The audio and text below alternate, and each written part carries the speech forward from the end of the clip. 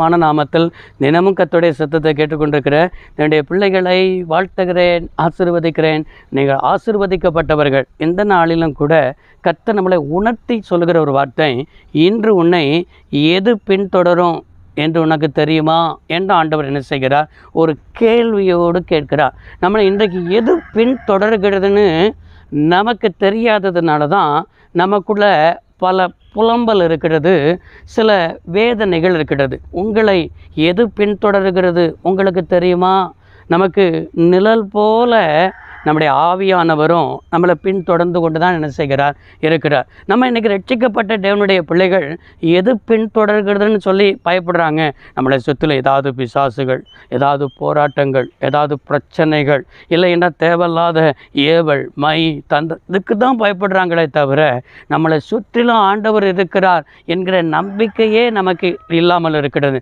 ஆண்டவர் 23ஆம் சங்கீதத்தில் 6வது வசனத்தில் இவ்வாறாக எழுதியிருக்கிறார், என் ஜீவனுள்ள நாளெல்லாம் நன்மையும் கிருபையும் என்னை பின்தொடரும், நான் கர்த்தருடைய வீட்டில் நீடித்த நாட்களாய் நிலைத்திருப்பேன் என்று சொல்லி இங்கே சங்கீதக்காரன் எழுதியிருக்கிறதை பார்க்க முடிகிறது. அப்படி என்றால் இங்கே சங்கீதக்காரன் என்ன சொல்லுகிறார்னா, எது பின்தொடரும் என்று சொல்கிறார் என்றால், என் ஜீவனுள்ள நாளெல்லாம், இன்று மட்டும் கிடையாதுங்க, ஏதோ ஒரு மாதம் 2 மாதம் கிடையாது, உங்களுடைய ஆயுசு நாட்களை தேவன் பூர்ணப்படுத்தி தருவார். இந்த வார்த்தையை கேட்டுக்கொண்டிருக்கிற தேவனுடைய பிள்ளைகள், உங்களுடைய வாழ்க்கையில் என்ன போராட்டம் இருக்கிறதோ போராட்டத்தை கர்த்தர் மாற்றுவார். அதுவும் ஜீவனுள்ள நாளெல்லாம் ஃபஸ்ட்டு நன்மையும் 2வது கிருபையும் என்னை தொடரும் என்று சொல்லுகிறான்.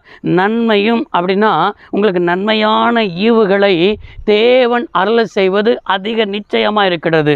பரம தகப்பன் உங்களுக்கு நன்மையானதை தருவார். உங்களுடைய வாழ்க்கையில் நடக்கிறது எல்லாமே நன்மைக்கு எதுவாக தான் என்ன செய்ய நடக்கும். நீங்கள் தான் நினைப்பீங்க, எனக்கு இது தீமையாக நடந்துருச்சு, இது என்னை சகிக்கக்கூடாமல் நடந்துருச்சு, இப்படிப்பட்ட மனிதர்கள் என்னை வாழ்க்கையில் ஆண்டவர் அனுமதித்து அந்த மனிதன் நிமித்தம் நான் போராட்டத்தை சந்திச்சிட்டேன் என்று சொல்லி சில மனிதர்களையும் கர்த்தர் நன்மைக்கு எதுவாகவே கர்த்தர் செய்வார். சில காரியமும் வாழ்க்கையில் நன்மைக்கு எதுவாகவே நடக்கும். அப்போ நன்மையும் என்ன சொன்னால் 2வது கிருபையும் உன்னை தொடரும் என்று சொல்லப்பட்டிருக்கிறது. இன்றைக்கு நமக்கு கிருபை வேணும். இந்த கிருபை இல்லாமல் நம்ம ஒன்றுமே என்ன செய்ய முடியாது.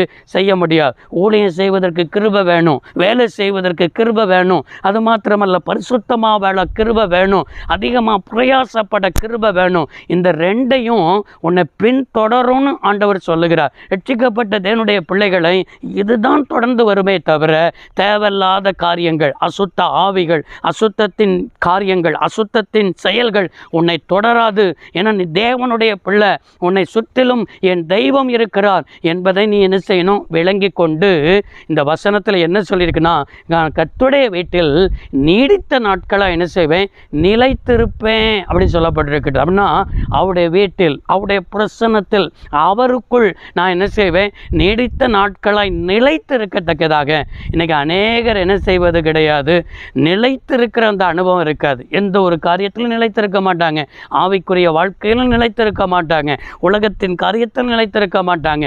இன்றைக்கி நிலைத்திருக்கும்படிக்கு கர்த்தர் இந்த காரியம்தான் உன்னை பின்தொடரும்னு ஆண்டவர் சொல்லியிருக்கிறார். எனவே இந்த காரியத்தை மனதில் வைத்து கொள்ளுங்க. என்னை இதுதான் பின்தொடர்கிறது. எது? நன்மையும் கிருபையும் தான் என்னை பின்தொடர்கிறது. நான் ஸ்லாக்கியம் படைத்தவன், நான் ஒரு பாக்கியவான், நான் ஒரு பாக்கியவதி என்று சொல்லி உனக்குள்ளே நீ கர்த்தரை ஸ்தோத்திரம் பண்ணு. கர்த்தர் அப்படிப்பட்ட கிருபைகளை கர்த்தர் தந்து உங்களை நடத்துவார். ஜெபமனும் சர்வ வல்லமையுள்ள தெய்வமே, அருமை தகப்பன், இந்த வார்த்தையின்படியே பிள்ளைடைய வாழ்க்கையில் நன்மையும் கிருபையும் இந்த நாளில் பின்தொடர்வதற்காய் நன்றி.